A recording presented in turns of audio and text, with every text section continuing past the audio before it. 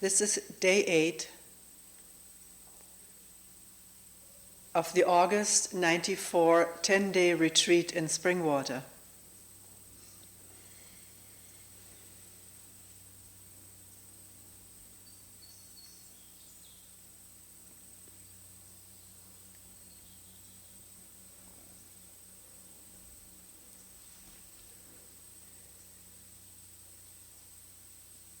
Someone said yesterday,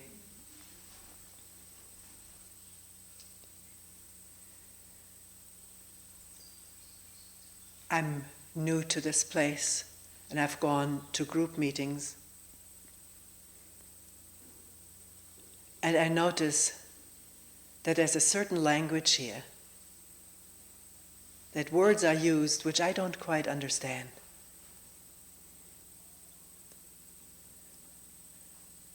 Such words are images, conditioning, and silence. And it is hard for somebody new to a place to understand what is being talked about when these words are used.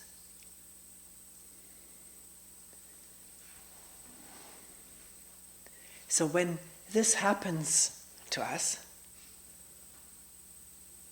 somebody uses words and I don't have any association, no meaning provided by the brain for this word,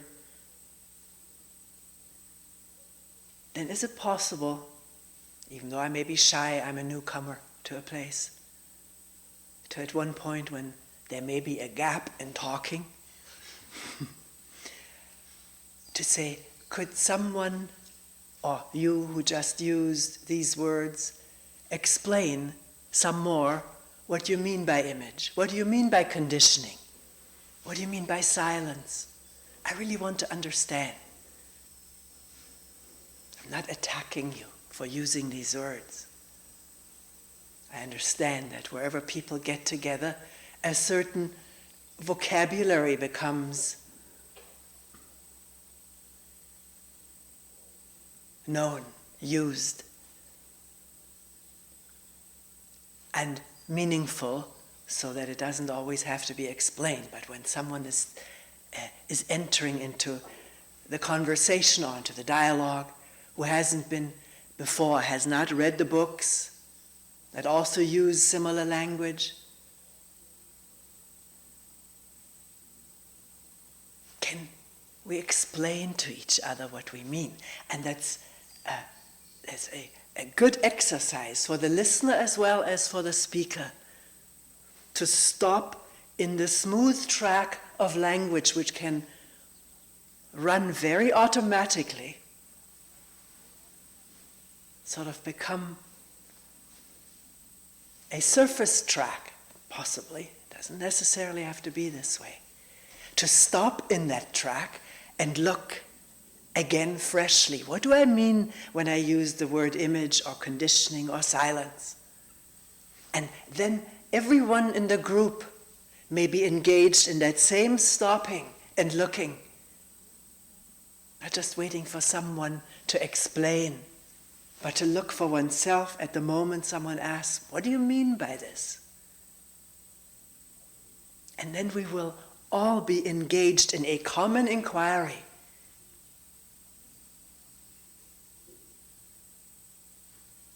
About what does the word image point to in actuality?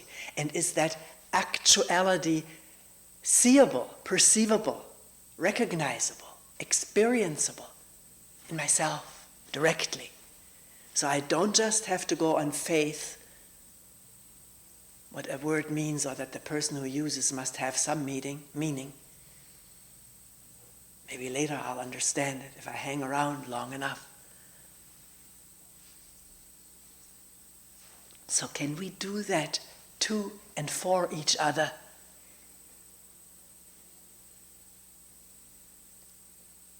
It reminds me, I have to take time out. It reminds me, it's an interesting example.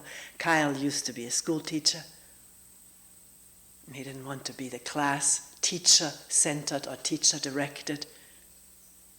So he put his desk someplace else in the back and let the children talk to each other, which was quite chaotic at the beginning. I was glad the principal didn't stop in until the very end. She didn't know about it. But little by little, it emerged that children who were bright, particularly in math, and who had even said things are boring, and it's often feeling we don't do enough for our bright kids in school, began to explain to the slower ones what this problem was about, and had considerable difficulty in doing it. They were challenged. And also, as Kyle remarked to his amazement, amazing patience to explain something to a slow kid. Much more patience than teachers and he himself usually felt with that. So, coming back to someone asking, what do you mean? Let's be quiet and some space and to look. What does image mean? I've used it a lot myself, the word.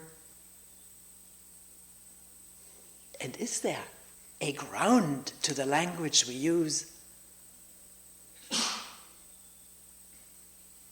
Very fruitful examination.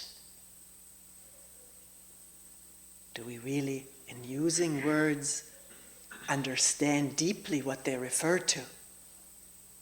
And can we give examples? It's not easy because language has its own momentum, and talking out of the reservoir, which is memory, of language has its momentum and doesn't want to be interrupted, because to stop and look is changing the track to an inquiring track, if you will, although the word track doesn't quite apply. It's open, it's flexible, it's unfixed.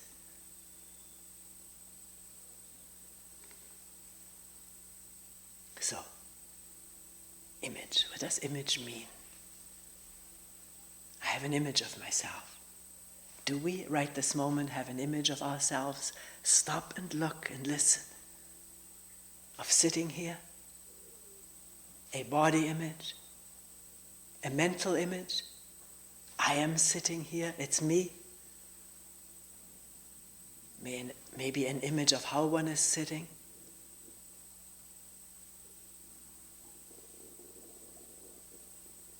Remember where several of us trained in a Zen center?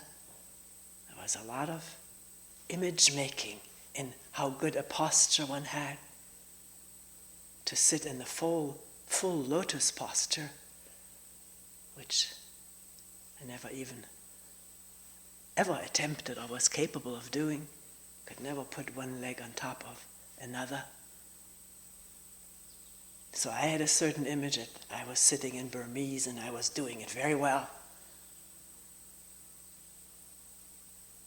And if one sat in half or full lotus, sometimes you can observe, when you're very observant without grudge or without malice, you can see imagery oozing out of someone. It's not condemned, it's not judged, it's visible. And maybe in sitting in a certain way, one may have a real proud image of oneself, particularly if that image has been implanted, that this is the best, the supreme, the Buddha's posture. Not putting down, maybe people here, I don't look at postures anymore, who do it and who can question whether there's an image connected with it or not. And whether it's only for the sake of the image that one sits this way, or whether it's truly something that feels right in sitting this way. It's a very fine examination to discern what's what.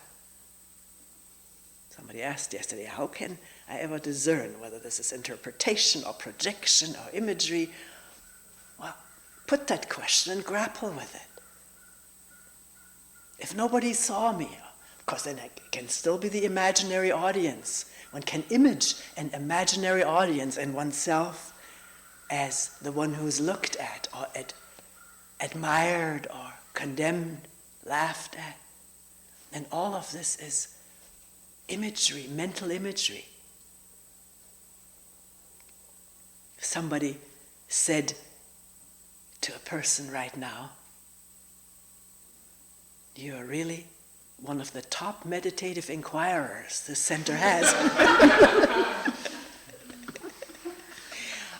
This would be too, how do you say, corny. But something in that vein, not corny. And maybe someday the center will be run by you. Would that have an effect on one's image?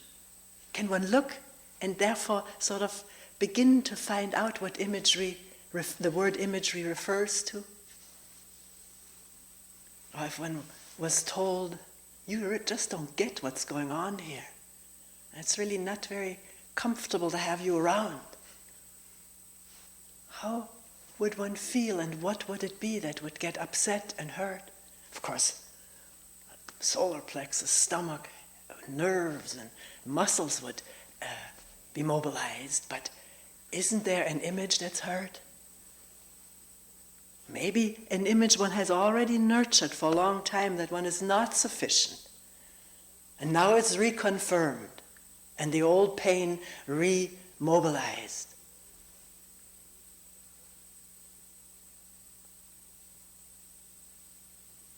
So times of flattery and hurt are particularly productive of image watching.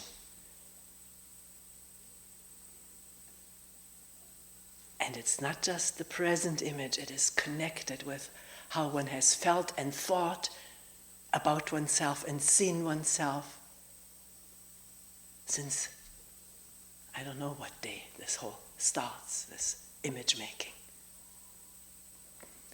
Is a baby born with an image already? I doubt it. I don't know.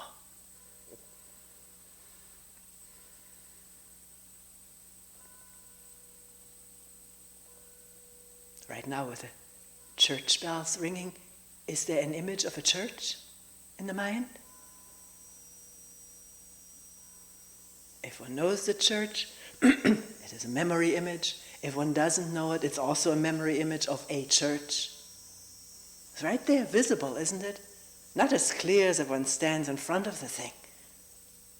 Unless one stands in front of the thing and thinks about something else, then one doesn't see it at all. So, is it becoming clearer what is meant by image?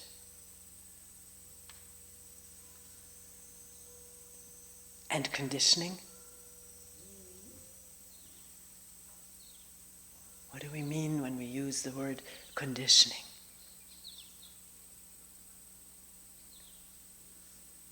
What comes to mind right now is the hill at the house where we live. 2 houses up, the first time we passed that house, a black retriever came charging at us, barking and jumping around us, didn't bite us. But neither Kyle and I are dog heroes.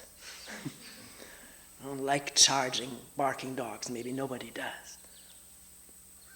Next time we came by, the dog wasn't there, but the owner was there, and he came out and was very friendly, and he said, "Let me introduce you to my dog." He called the dog and said, "This is Boogie." And Kyle said, "I got scared when that dog raced at me."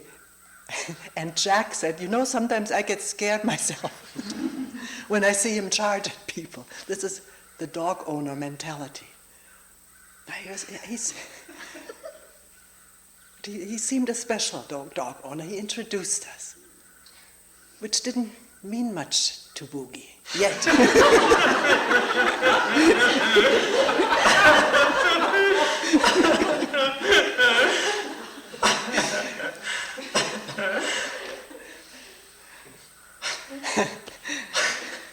So we had the bright idea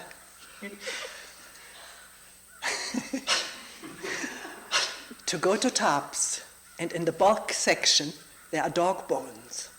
Very cheap. Kyle agreed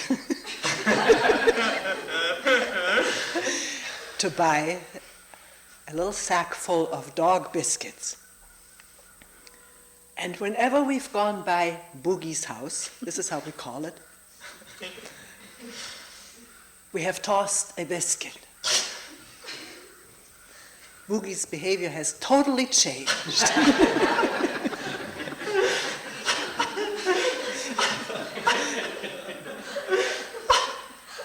He hasn't barked in months, I could almost say, in years. Sometimes he just sits on the lawn and watches us pass by. He must have just been fed, that's what we speculated about, and Jack confirmed it. He once said, you don't have to feed the dog, he gets well fed. And when he's well fed, he doesn't jump, but by the time we come back down, he may walk out. And in the gentlest of ways, take that biscuit. He never touches the finger. The finger doesn't get wet from his muzzle, which I like. So, Boogie has become conditioned to that biscuit to be friendly, expectant. And we have become conditioned to not be afraid while passing that house. We're all become conditioned to these biscuits.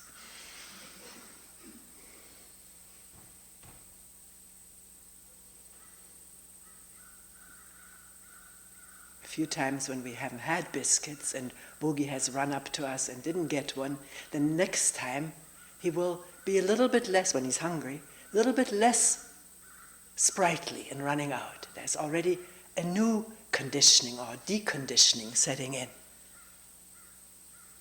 It takes a couple times of passing regularly with a biscuit that he jumps in a beautifully graceful way to get his cookie.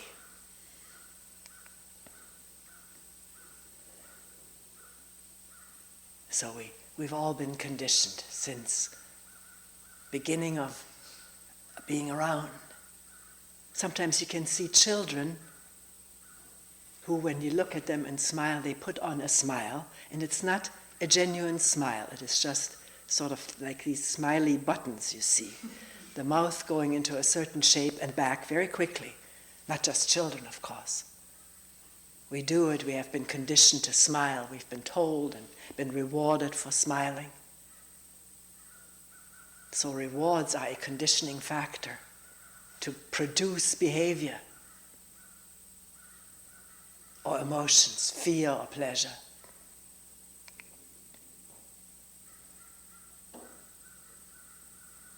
A classical example of the first write-up of conditioning was a dog being fed, and at the time of feeding, a bell being rung.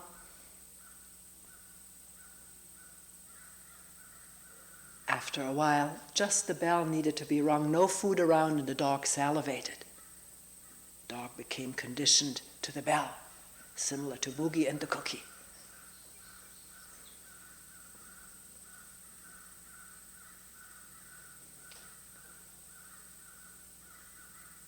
So, our permeating question is, can there be a growing awareness of our conditioning, how we behave in conditioned ways because of expecting punishment, expecting reward, expecting praise or blame. And also the whole past full of experiences that are recorded, stored in the brain, have this conditioning influence to make us fearful or expectant of danger. Having conditioned images, conditioned by the way we have been talked about and talked to. So I don't want to spend the whole time, but really the main thing was, let's ask each other, what do you mean by what you say? Now, With silence, it may be more difficult. Although right now, in just sitting here for a moment without talking,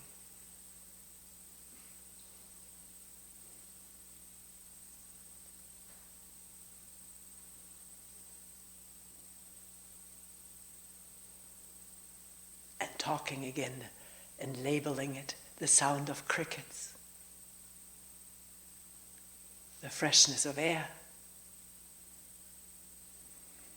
breathing in and out, and in and out.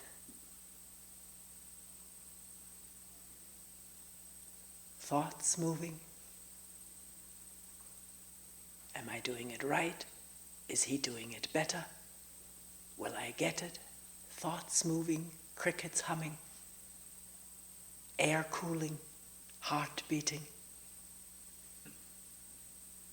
Does it happen in silence? By this question, meaning silence doesn't mean the absence of any sound or movement.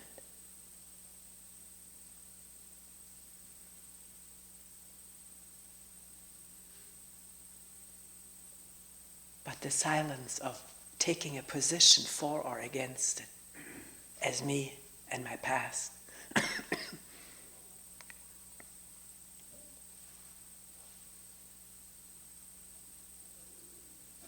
Just observing, listening, experiencing.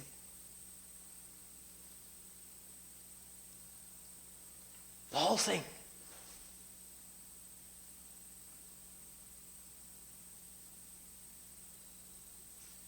Without knowing what it all means.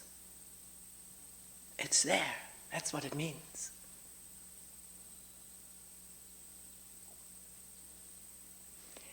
So when somebody asks, what do you mean by image conditioning or silence? Can one stop and then try to demonstrate it directly, not giving more words, more explanations, more descriptions? Although description there is, but does it come out of looking directly? Quietly, hesitantly, not being sure it's clear, open to more questioning. Therefore not defensive, you should have gotten it, or your questioning more implies that I'm not a good explainer. And then defensiveness happens so quickly in a discussion.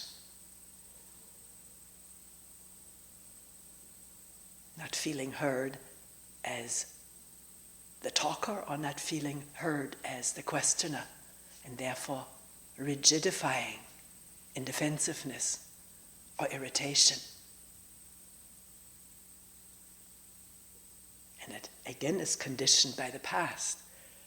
For a very strange reason, children in school who don't get it irritate the teacher. Maybe it's not so strange. We get angry at stupidity or apparent stupidity because the person may see something quite different and worthwhile to be listened to and examined. But we're already irritated that he didn't get what I said. Because we ourselves have been the victims of irritation while not getting it. And amazing to watch how we eventually raise our voice sooner or later when somebody still doesn't get it.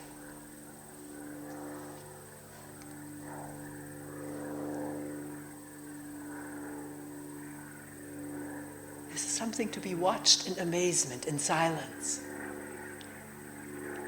Not blame oneself for it if one gets irritated, but just listen to the play.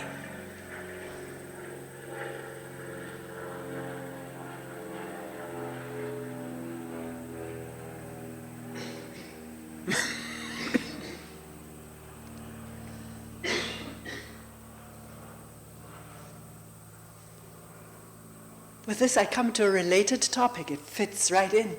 Somebody said yesterday, I happened to read an interview in a journal in which a contemporary Zen master is interviewed. And when the interviewer asked this Zen master, "Do you have any regrets?" I read that article too. I don't remember it verbatim. "Do you have any regrets about your life or what you did?" The man answered, "No, it's my karma."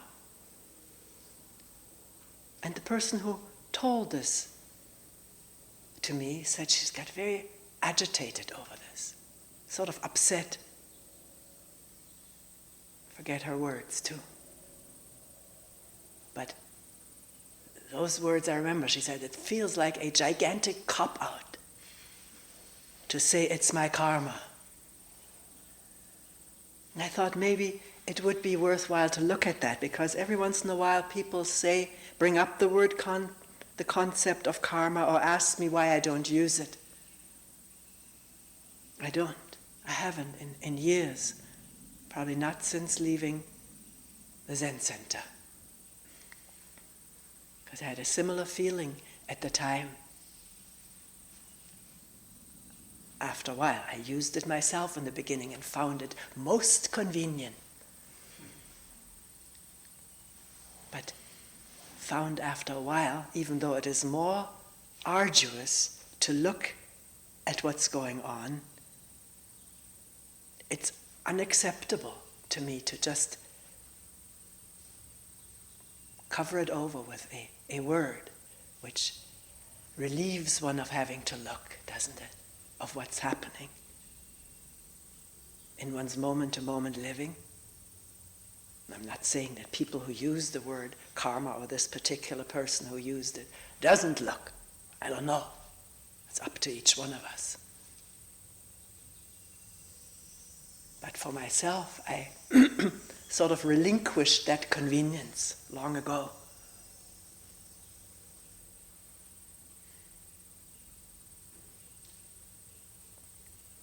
And fitting together with this, something comes to mind that happened in a meeting yesterday, a group meeting last night, in which we discussed a previous group meeting. This group meeting will never end. Someone said, "I was there and I was irritated." Oh, raspy in my voice. I could actually hear it, and it took me a long time sitting over it to really face this whole thing or be with it. But I take responsibility for having said what I said. I do take responsibility. And it was maybe toward the end of the hour, and it didn't seem to be the place to interrupt. But both this karma remark and this responsibility statement have stayed with me. I thought it would be good to look at it here together. What do we really mean that when I say I take responsibility for this?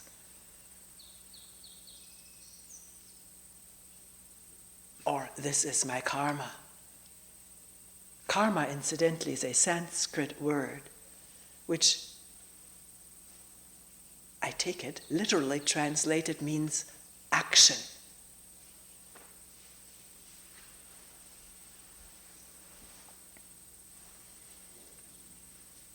But it also means,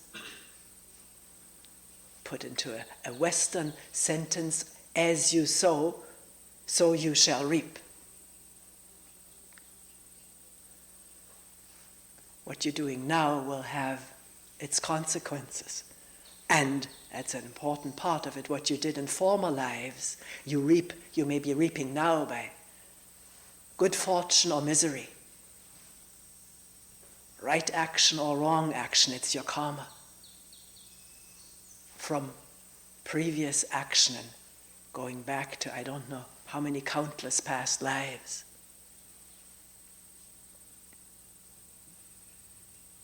I trouble with it very early, because it's so easy to say what happens to the Rwandans is their karma. And can we then say what happens to us here, fortunate as we are, sitting for 10 days in a beautiful environment with tasty, nourishing food,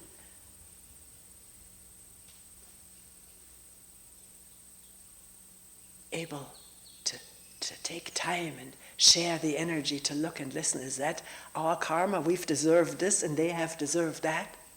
That's the logical consequence, isn't it? And actually, I remember when I studied sociology and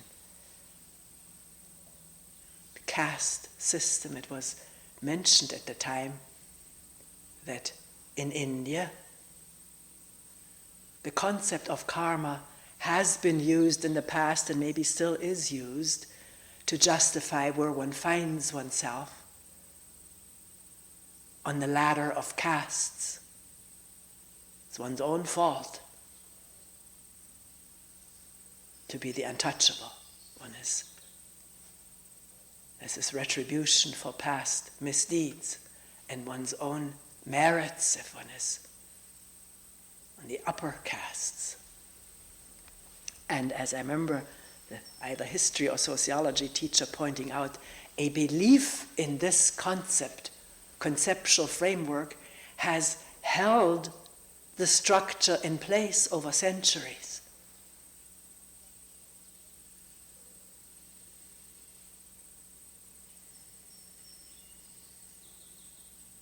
The power of concept to organize ourselves socially. Power of faith in concepts as though they represented the truth. The authority, we can also say, the authority of concepts to prevent looking for oneself, to begin questioning and doubting and examining.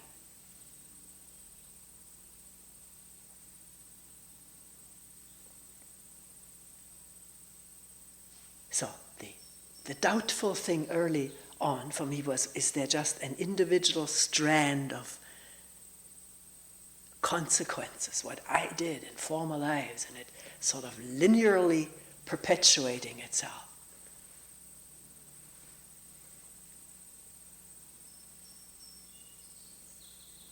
Through retribution, and maybe if one has served one's retribution, then being born into a better existence.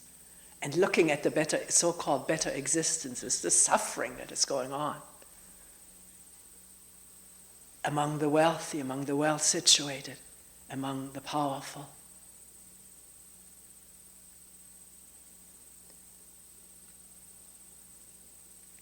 It didn't make sense.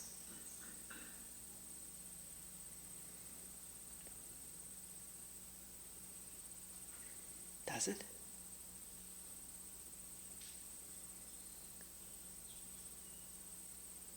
What is really good fortune? But I don't want to get into that right now. I want to follow up with it occurring, maybe also due to reading done and discussions, hearing talks, that everything that has ever happened has to do with everything that's happening now. This is so clear, feeling-wise, thinking-wise, observing-wise. I can also say, I've done everything under the sun, either actually or in thought, in imagery, fantasy, throughout existence. Or the whole universe is involved in what's happening now, which is the whole universe. Myself sitting here, not feeling separate from it, everything has to do with this, and this has to do with everything. There's no place for individual strands. That line of thinking is only possible if one sees oneself as a separate entity. Strange and afraid.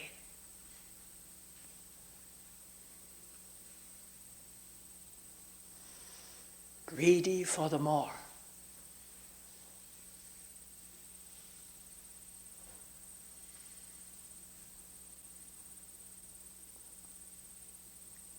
So if someone says, do you have regrets? Do I have regrets? Can think of a million things that could have been done better.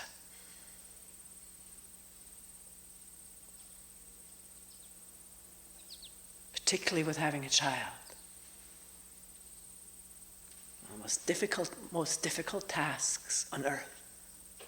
Because all of our conditioning is mobilized. Not when the tiny baby, there's also conditioning to be conditioned to the beauty of a tiny baby in arms before it cries. Even that is a biological conditioning to nurture the baby, to love it, to feel protective of it and give one's life to it. Although that some of that conditioning is waning. Some mothers say, oh yes, I'll take time off. For 6 weeks I'll be home with a baby. As though this was a lot. Or maybe 6 months. I'll take a year out and be with a baby. And then, where is the conditioned biological motherly instinct? It can change through other conditioning, other rewards.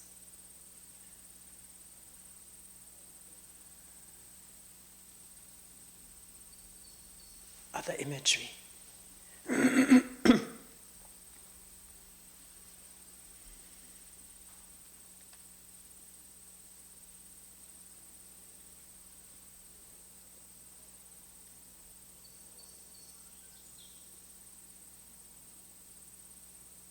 Later, when one thinks back, one has regrets, maybe. I wasn't there, or I was there too much. I was always there when he needed me.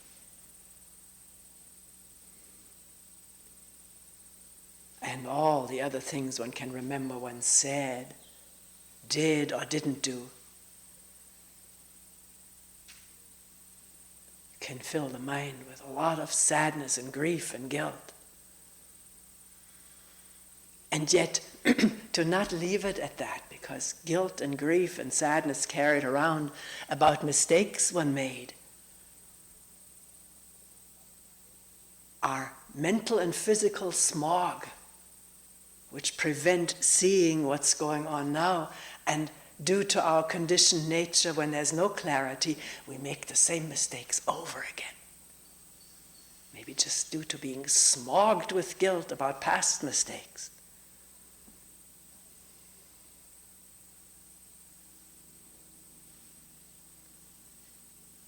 And also, when there are some times of clarity and strength to look, to realize without this being a rationalization, that at the time one did what happened, what either strong reactions due to one's own reactive past, or strong ideas of what's the right way to be with a child, not to pick him up too much. It's bad, it spoils him or her. If other ideas had prevailed, which came later after I picked him up a lot. But then this carry thing for babies, that wasn't there at the time we had Ralph. I would have loved to have permission to do that. All the relatives and friends cautioned, including Dr. Spock, whom I read, because within a week we had a baby adopted.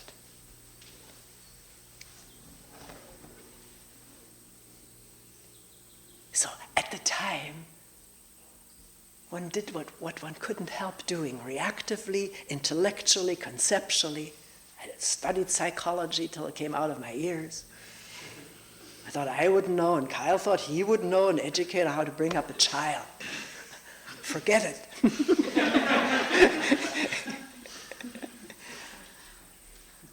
You can always see other people's mistakes very clearly. But when it's actually happening, your own past springs into action. Remember when I said what I dreaded my mother to say? It was the most devastating thing when she would say, I will never forget this. And I heard myself say that to Ralph, but didn't know what to say. To keep him in some kind of control or whatever. Oh my God. It just came out. Now, do I take responsibility for it, and what do I mean by that? Yes, I don't hide it. I'm not afraid of saying it. But what is that I? Please, let's look and examine it. What is the I that thinks it takes responsibility, or it is responsible for what is happening, or it has free choice to do what needs to be done or what it wants to do? What is all of that? It's one of the most complex questioning that can happen here. Comes up time and time again because it's so deeply rooted. I have free choice. I'm responsible. I can do what I choose to do. I don't need to believe in karma. I'm free to do. I'm free to be responsible. What do we mean by that? When we say that, again, let's take the magnifying glass and look.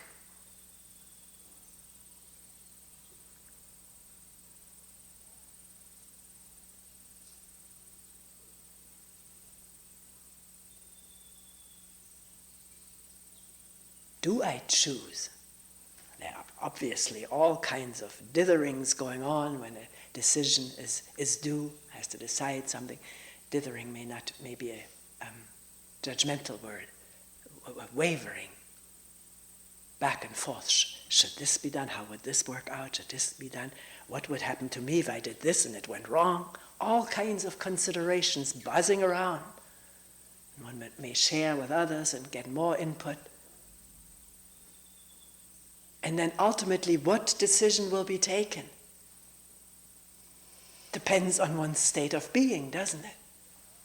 If I'm very self-centered at this moment, and at all costs want to do what's most convenient, most pleasurable, least painful, most secure,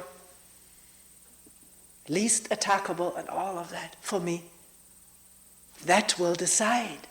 Those impulses, those tendencies will weigh in going ahead with A. And if there's, due to the presence of clarity and openness, a broader view, and it's a relief not to need to be defensive. It's a relief not to need to think about oneself all the time. When it happens, it's a relief. When it doesn't happen, it's a necessity. So when there's more openness and clarity, then something will suggest itself out of the wholeness of the situation and the wholeness of perception. Not conceptually excluding oneself because that's bad, I shouldn't be selfish. Oneself is in there too as one of the factors, but not the overriding factor.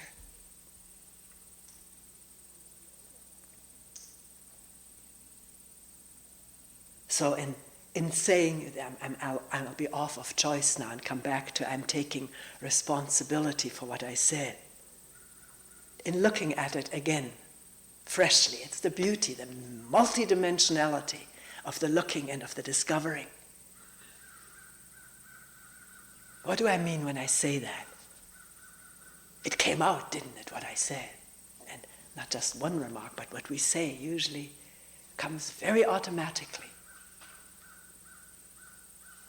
This is something we can learn here in group discussions like these, where there's no need to hurry and pressure, to take some time to look. Because if somebody else has already jumped in with a response, and it's difficult to take this time. But one can say, could you wait a moment? Just wait, please hold it 1 second. I need to look at this, what you just asked me. Because it may not be easy in the beginning. One may become self-conscious and feel the others waiting for a response, and then there's no looking. Then there is conditioned imagery about myself and the others. But this can be learned and happen more often as others also do it, and we respect each other's looking space and time.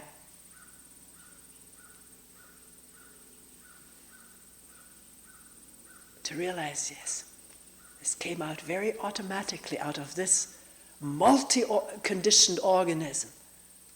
And if I reflect upon what all conditioned it, the circle grows infinitely large to include everything. As this modern statement, or maybe it's not so modern, one butterfly shaking its wing, and the whole universe trembles.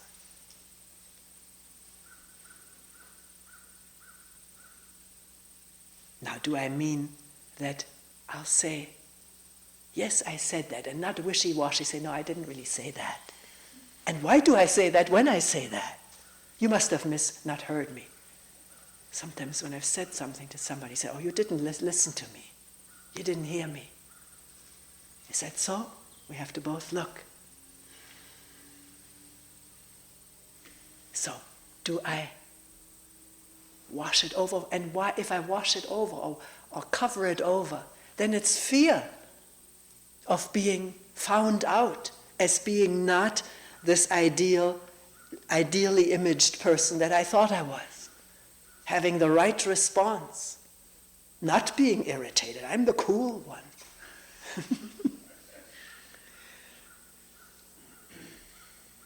I don't need to be anything.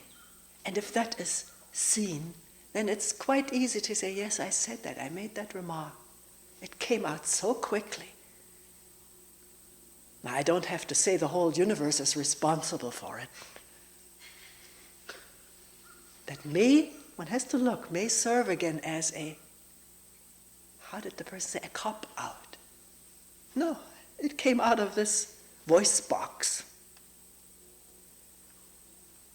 with all of its ideas and irritations, an idea about the other person, who may not even be the way I think when the response comes out at him or her. You see how complex it is, and yet how open to investigation. If we need to find out about ourselves and each other, so there is less confusion and more honesty, more clarity.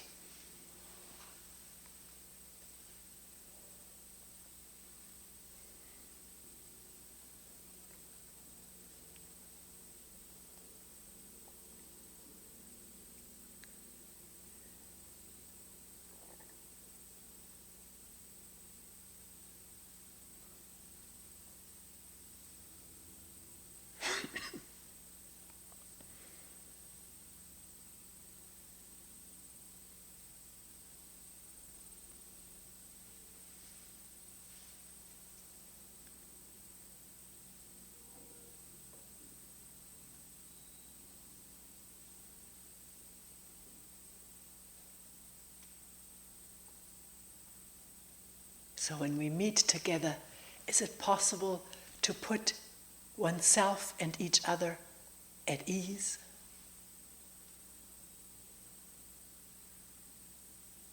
So we can really discuss what's on our mind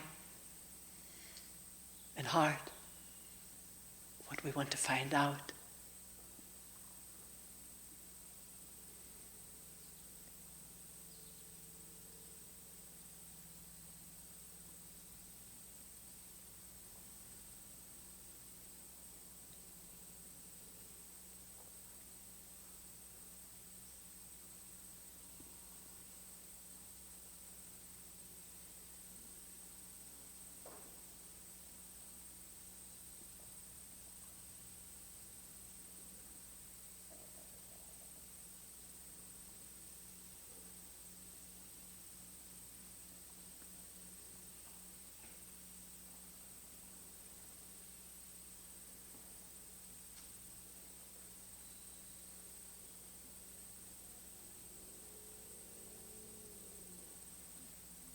we will end here for today.